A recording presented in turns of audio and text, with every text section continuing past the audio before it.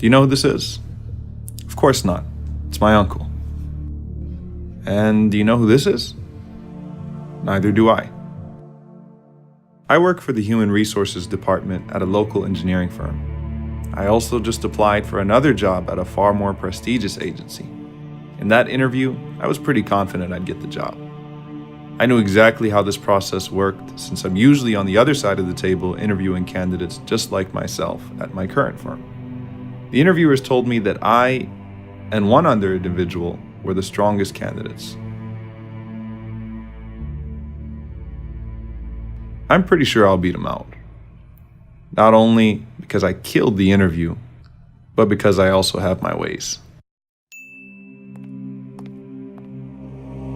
Every night before I sleep, I try to read a few pages from the biography of the Prophet Muhammad, peace be upon him. I've always found his life fascinating. In fact, before I got busy with work, I used to attend weekly classes about his life and used to feel like it was as if he was in front of me teaching me how to live.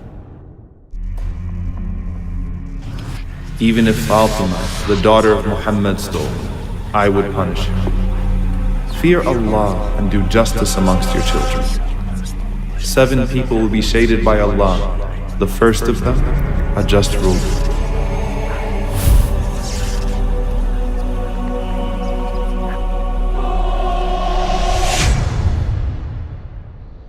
Now I remember him. He was the guy that applied for a job at my firm last year.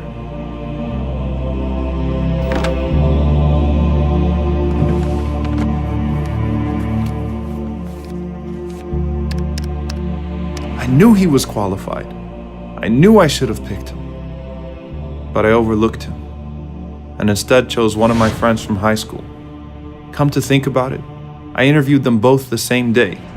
My friend was clearly less qualified, but I nominated him to the executive committee, and he was employed.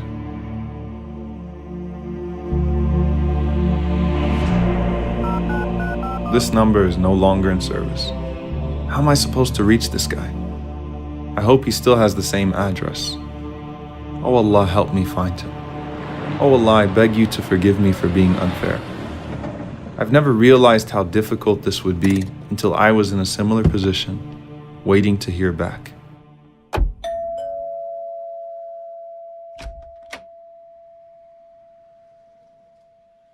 He didn't remember me at first, but eventually I refreshed his memory. I begged for his forgiveness and told him that the job was once again vacant, and if he reapplied, I would be sure to nominate him to the committee with the highest of recommendations.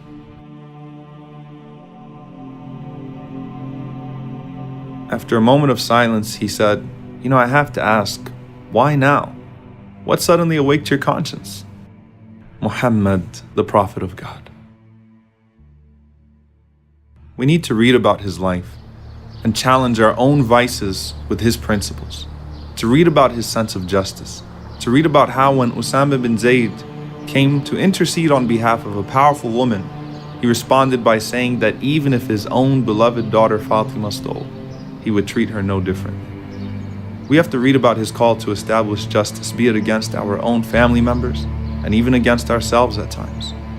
His call to uphold justice and equality for all of the children of Adam. All of you are from Adam, and Adam was from dirt. There is no difference between one who is white and one who is black, except in piety.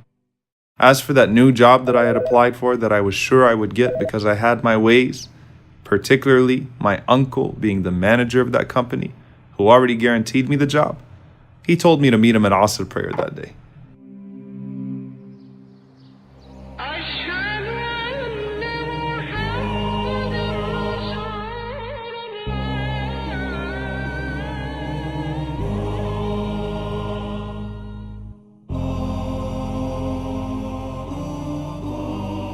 I was shocked, disappointed, and staggered.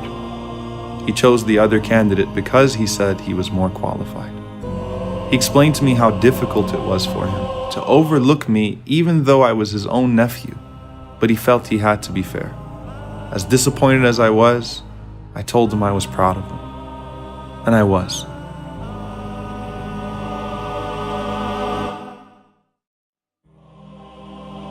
Our Prophet taught us that everyone should have their rights, and that everyone should be given a fair opportunity to succeed in this life and the hereafter. Rasulullah, you never wronged anyone or allowed anyone to be wronged in your presence. Allahumma inni a'udhu bika an adilla aw udal, aw azilla aw uzal, aw adlima aw udlam, aw ajhala aw yujhala alayy.